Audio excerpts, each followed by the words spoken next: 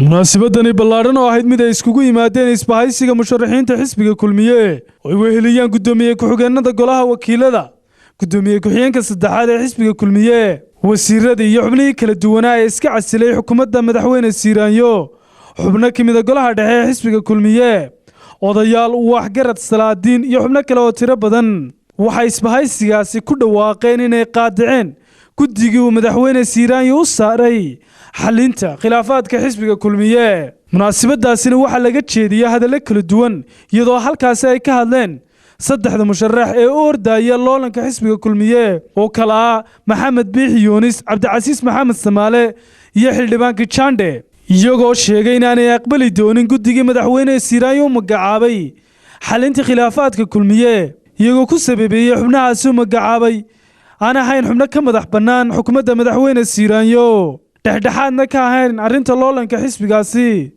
iyagoo sheegay inay tabashada ka tirsanayaan madaxweynaha iyo hoggaanka xisbiga kulmiye sidaa darteedna aanay u aqbalayn guddigaasi loo saaray iyagoo ka hadlayna waxay yidhaahdeen waxaan doonayaa inaan ka hadlo iyadoo warbaahintu warar khaldan oo taa Cabdilcasiis iyo walaalkay Kijandaba ka hadlay ay tahay oo aad iyo aad looga hadlay shaqadii aan iska casilay waxaan horta jecelahay shaqada annaka iska casilay markaanu aragnay xilkii aan waddanka u haynay iyo ummadda u haynay inaanu sii wadi karin oo sababaheedana aan hore uga hadlay oo ahayd dhexdhexaadantii madaxtooyada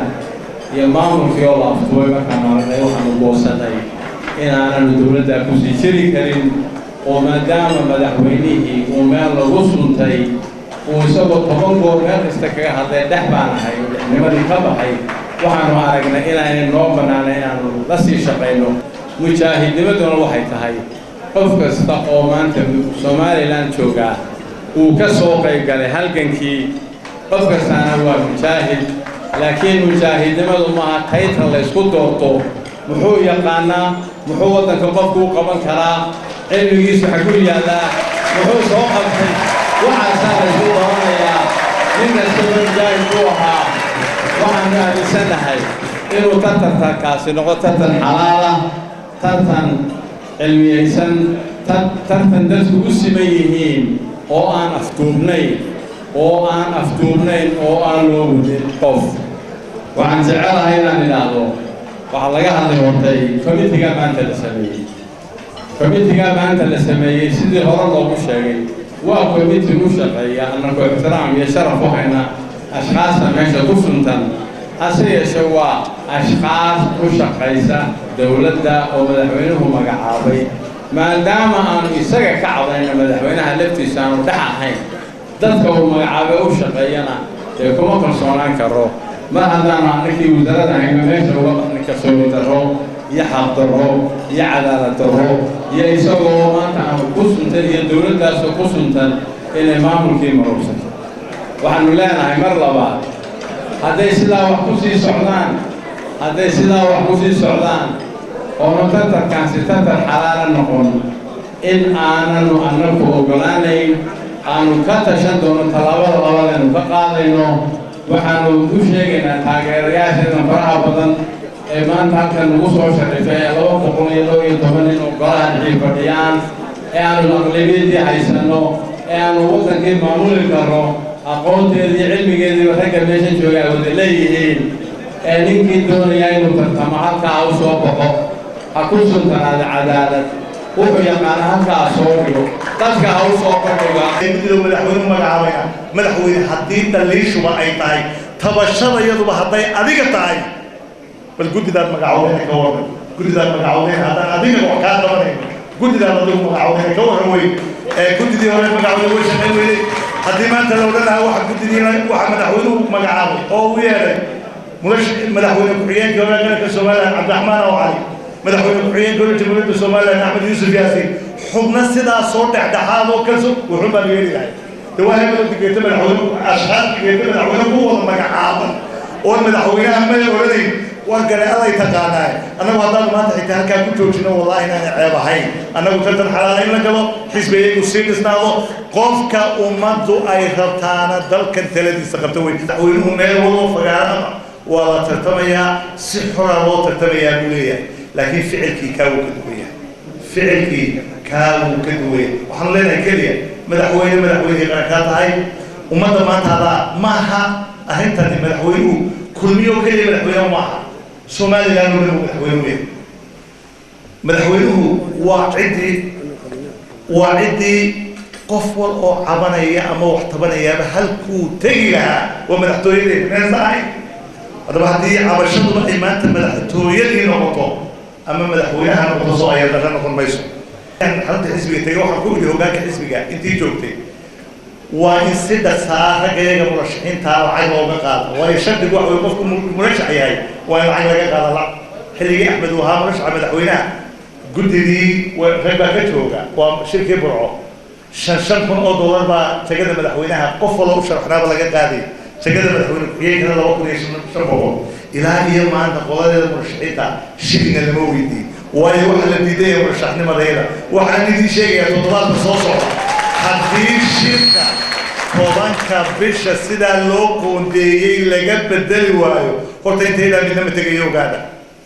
أنا قلت تجي منه سري هذا قصة عطا هديت هاي أفتول كانت تجي منه واي هاي هذا نتجي وينه واحد عيد ولا دي شيء صدق الموضوع طلبها أسكت شرحها مرشح مدحوين أيام الموضوعين دونا أو فقول إمك لو ردونا حاجة مدحوية ما حاجة حيز بقى صدق كلام صدق كلام كل دلوقتي صدق كلام روحيه ويكتبين أيام صمين دونا تعمل مزيد غلطة وحنا والله وقبل هذا كل مية ينسدوا هاتين هاب السعودية اللودعي تستوي رتي سحبوا كبديسي هساعتين مع الله وحفر يا أفريقيا إنه نقد دورك يسوسو محاورة هاي هاي تستاهل الجيسة قام بدل واحد شيء إنهم كلية عدة لغة تجمعي كلية لغة تجمعي حب بدل باي نجيتنا لحتنا نجيتنا وحسب إني لكن كيالي ما إنه إيطاليا وحقران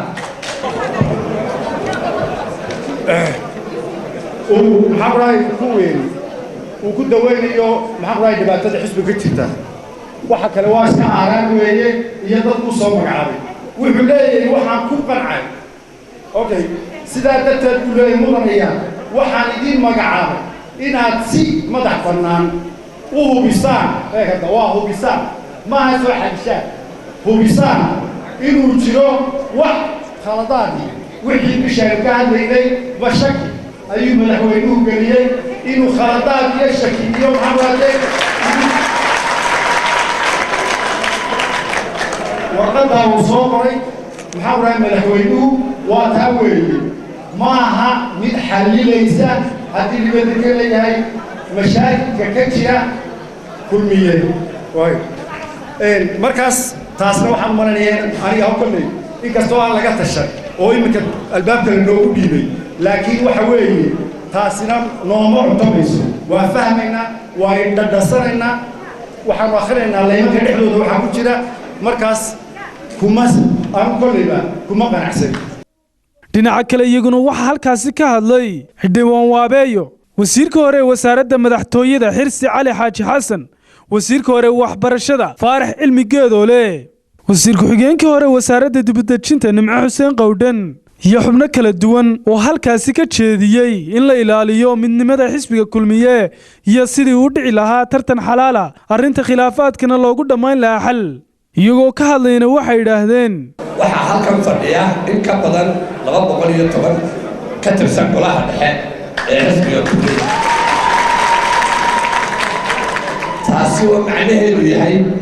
inaanu haysano kooramkii buuxsamayay ee golaha dhexe haddii loo baahdo maanta oo aanu meel fadhiisino waxaanu haysanaa kooramkii golaha dhexe sidii aad ka socoteen kulligeen waxaynu wada doonaynaa wanaagga kulmiye waxaynu wada doonaynaa doorasho fiican oo xalaal ah waxaynu wada doonaynaa inaynu helo garoon xaaran oo ay ka dhacdo cadaaladdaasi runtii waxa aad moodaa inta ilaa halkan fadhida iyo musharaxiintan inay ka dhab tahay in la helo si cadaalad ah laakiin nasiib darro waxa weeye saaxiibada iyada kale maqan waxaad moodaa inaanay u jeedin inay cadaaladi dhacdo inaanay u jeedin in si xora loo tartamo inaanay u jeedin in campaignka iyo doorashadaba loo galo si waafaqsan doorashadeedna si waafaqsan tartan xalaal ah waxaan moodaa inay xoogga saarayaan inay helaan had iyo jeer in si gaara loogu xidho in si gaara garabka loo taabto inay taa u maraan meel alla meeshii ay doonayaan ba ay u maraan dadka halkan fadhiya waxay go'aansadeen annagu halkan waxaan ku fadhinaa hoggaanka laba xubnood oo aniga iyo cabdiraxmaan taliyele gudoomiye-ku-xigeenka labaad iyo gudoomiye saddexaad baan nahay waa ogeydinoo waxaan laba magacaabay maxay ahayd toy madaxweynuhu noo diray inaanu 4 noqono cadamina waa lagu daray nasiib darro waxaanu kala kulannay dhinacii kale inaanay magacaabistaasi aqoonsanayn oo markii ugu horeysayba cadami ninka la yidhaaho ay dadafayni ku dhacday ilaa iyo oo la yidhi ma tihid yacni magacaabis rasmiya ma haysatid xisbigu inuu yahay xisbi la wada leeyahay dalkana soo hoggaamiyey guula ku gaari kara wada jir iyo midnimo taladana ku qaban kara dimuqraadiya iyo tartan ee aan mar raba suurtagal ahayn in jujuub iyo afduub ay ku suurta gasho in hoggaanka lagu qabto ama uu tayo iyo macna ku yeesho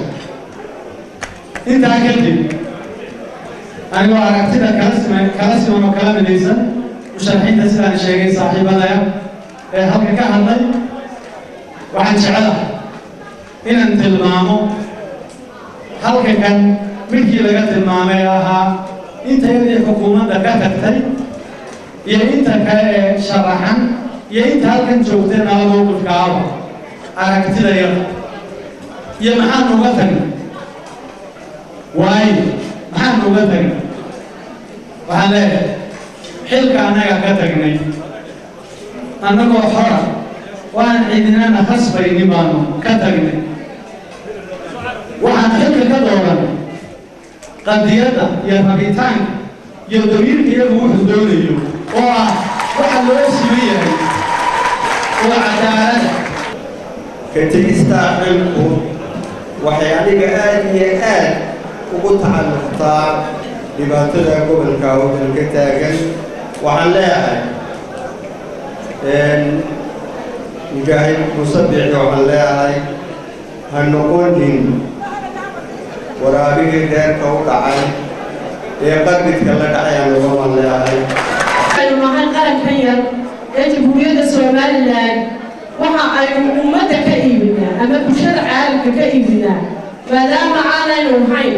dal la aqoonsan yahay oo dunida ka mid ah waxay ahayd dimuqraadiyadina waa taa keentay maanta in lagu kala cawdo xisbigii hoggaanka dalka hayay ee la rabay in uu xisbiyada kale la koriyo ummadda somaliland oo u carbiyo dimuqraadiyadda ismaan axmed cismaan telefishinka caalamiga star magaalada hargeysa